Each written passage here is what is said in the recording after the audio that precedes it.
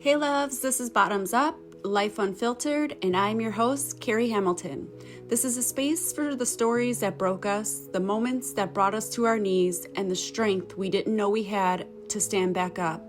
We are not broken, we are breaking through, and with faith I pray that the messages shared resonate with those who need to know that they will too.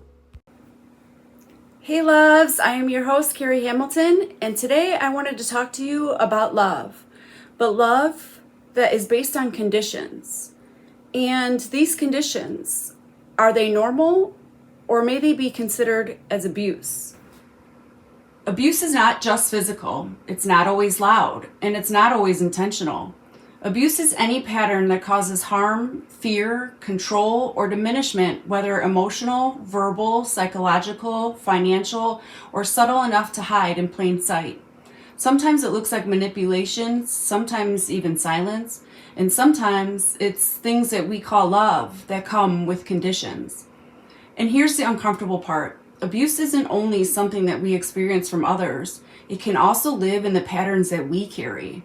We often look for abuse out there, on the external world that we live in, like in relationships, families, workplaces, but we really need to ask ourselves about our own behaviors that may land on someone else. The truth is, practices we learned for survival can be experienced as harm to others, even when we don't even mean them in that way. Control disguised as care and withdrawal disguised as peace. Honestly, we have to make sure that we don't deliver all of those things without compassion. So how do you look for abuse? You watch patterns, not moments. You listen to impact, not intent. You notice where fear replaces safety, where power replaces partnership, and where some people feel smaller instead of seen. And you turn the lens inward, not to shame yourself, but to grow. Because awareness isn't about blame, it's about responsibility. And healing begins the moment we're willing to see clearly. We also need to make sure that we aren't putting up with the abuse from others because it's just our normal day-to-day practice or the comfort that we live in. If any of these apply to you after we review them all, please, I ask of you to reevaluate and make changes so that you could get the unconditional love that you deserve. So what is abuse? What are the types of abuse? How can we detect them? Abuse is not just physical. A lot of individuals think that if they can't see it and it's out of sight, then it's out of mind. And that's not the case. Physical abuse is the use of physical force that causes injury, pain, or fear of harm. Examples are like hitting, slapping, punching, kicking, choking, or restraining.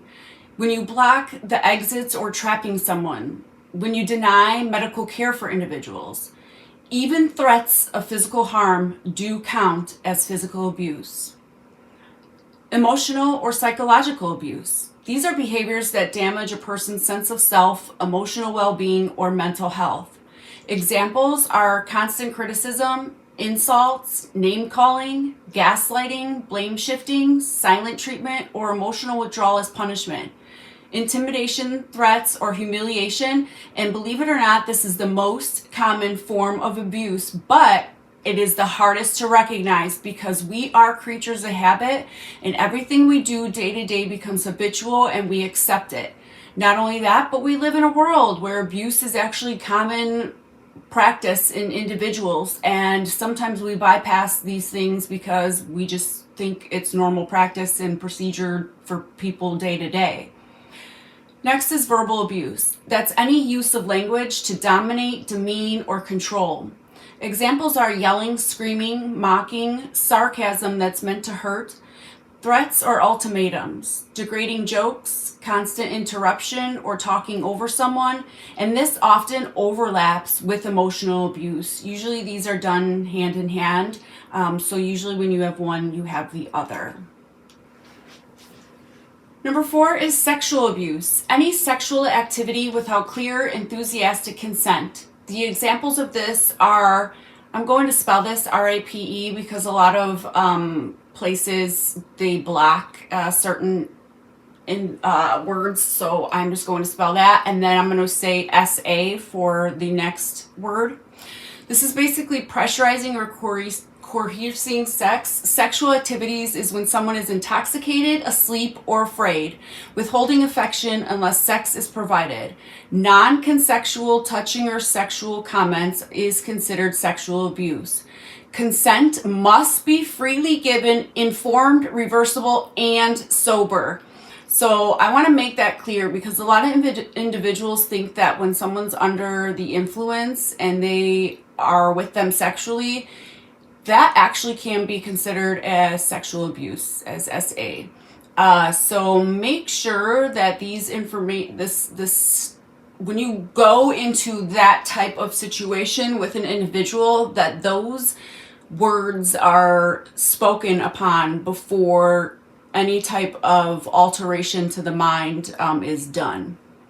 Number 5, financial and economic abuse. This is when someone is controlling access to money or resources to maintain power.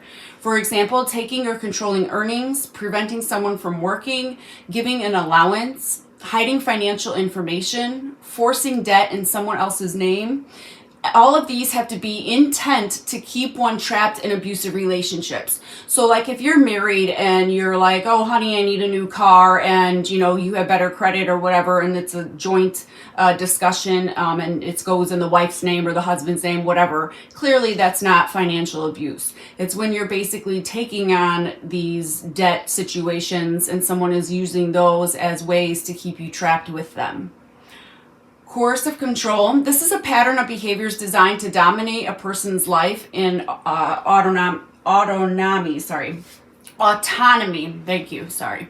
Examples are monitoring phone messages or location, isolating from friends and family, setting strict rules or routines, pushing independence, or creating fear without physical violence. So a lot of individuals that are in abusive situations, narcissistic relationships, marriages, and so forth, they will have individuals, which I see this a lot with men to women versus women to men versus men to women.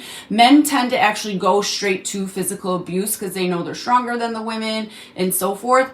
Coercive control is used a lot with women onto men. So basically they will monitor their phones, their messages, their locations, and they'll actually create fear without the physical abuse part of it because clearly they are not as strong as men are. So these type of behaviors are done a lot with women narcissistic individuals. However, men do too, but I'm just saying most of the men, if they resort to this, they're also doing physical abuse too. Number 7, social abuse. This is when you're damaging or controlling someone's relationships and social standing. Examples are like spreading rumors, public humiliation, sabotaging their friendships, turning others against that person, or controlling who they can see or who they can talk to. Number 8 is spiritual or religious abuse. This is when someone uses the beliefs or authority to control, shame, or manipulate an individual. These are like examples of claiming abuse that, oh, it's God's will that you must do whatever it is that they're trying to have you do, which is abusive. When they use scripture to justify harm, when they're threatening spiritual punishment, or when they're forcing beliefs or religious practices. Number 9, digital technology abuse. This is when someone uses technology to harass, monitor, or control someone. Examples are like excessive texting or calling, following up on individuals, demanding passwords or camera access for like places that they don't live. Like say a girlfriend wants your camera access to watch you and when you get home and stuff like that, or vice versa, a boyfriend. Or even it could be a spouse, spying on you with the camera to use it in a force where they're harassing or monitoring you. When tracking devices or spyware is used, I had this done to me. My ex-abuser had used tracking devices for 8 months to follow me, stalk me. Posting private images or messages, and then online harassment or impersonation. Number 10, neglect, failing to meet basic physical or emotional needs. These examples are like withholding food, care, or affection, ignoring medical needs, or just being emotionally unavailable, especially towards children or dependents. What is not abuse? So here I went over all these things that are abusive, but what can't we do? Because I know a lot of times people even might be sitting here saying, well, geez, I feel like everybody's abusive and everything can be, taken as abuse, which is true. But the key word is patterns and also with intent of harm. So what is not abuse? Occasional conflict. Clearly, when you're in a marriage, a long-term relationship, you're going to have conflict where you don't see eye to eye and you have to work things out. That is not abuse. Or if you have like a mutual disagreement, again, you're not seeing eye to eye, you mutually disagree with something, you're not abusing one another. You have to talk things out. Communication is key. When you have anger, but without intimidation or fear to control or to intimidate someone. So if you're just angry because of something that happened, say at work or whatever, and you're, discussing it with your significant other or your children or whatever, and you're just maybe going off the deep end, maybe saying a couple cuss words or something like that, but you're not using it to intimidate them or have fear or control them. You're just telling about a situation that made you really upset. That's not abuse. Or a single mistake followed by accountability and change. That is the key word. We are all human. We all make mistakes. But if we are not willing to be accountable for our actions and change the actions, we can't just keep doing the same repetitive mistake, because that's not a mistake anymore. That's a habit, and that is something that they're doing intentional. And that then becomes a pattern, which patterns are when it becomes abuse. Patterns, power, and control. Those are all ways and are deemed abuse. If you feel that you are in deep danger or you need help or any of those situations, I have input the hotlines to call. Please, if you're in a domestic violence situation, please call the hotline at 800-799-7233. If you are in a suicide or crisis situation, the hotline number there is 988. If you're in the veterans crisis, that's 988+1. If you are someone of child abuse or child help, or you are in fear of your parents and you are listening to this, please 800-422-4453. And then the National Sex Assault Hotline is 800-656-4673. I truly, truly hope and pray that each and every one of you know how amazing you are, how loved you are, and see it for yourself. I know we tend to look external and get lost in wanting to help and save and love individuals that need it more than us, or we feel need it more than us. But the truth is, if your cup is empty because you've been pouring it out over and over and over again, you are the one that needs the love, because you cannot pour from an empty cup. And it's time that you love yourself more, especially if it's getting to these situations that are very unhealthy. A lot of times individuals say, well, I'll stay for the children. Please, if this is you, do not stay for your children, because all you are doing is, number one, using that as an excuse to stay longer, but also number two, you are teaching your children what love is not. And your children are going to grow up and entertain the same type of relationships and the same type of people, because they are going to think that love is confrontation, love is toxic, love is commotion, love is abuse. They are going to think that because that is how they saw mom and dad, quote unquote, love one another. So please, please, please do what is needed. And remember, God is with you every single day, and He is who made the masterpiece that you are, and you truly are a piece of the master. You have to see that for yourself. And so it's time that you love yourself more and get the help that's needed. And anything that you lose, God always replaces tenfold, but He can't replace it to someone that is letting things go and is an empty cup. You have to fill yourself so that you can become abundant again and receive the blessings that await you. Sometimes we stand in the way of karma for someone else and we take the hits.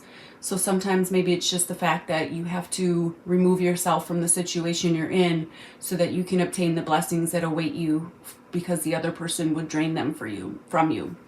So much love, and thank you for visiting today. I hope these helped you, and blessings to all. As we close, remember this: awareness is not accusation, it's an invitation. An invitation to notice the patterns we've inherited and the behaviors that we've normalized as moments that we had to protect ourselves, and that protection had turned into control, not only toward ourselves, but towards others. Healing doesn't ask for perfection. It asks for honesty. It asks us to pause and to listen and to choose differently because we do know better. As you move forward, stay curious. Notice where you feel safe and where you don't. Notice where your words create space and where they close it. Because real change doesn't come from pointing fingers. It comes from taking responsibility with compassion. Thank you so much for being here, and thank you for being willing to look into yourself. And until next time, stay aware, stay human, and stay open. Love you all.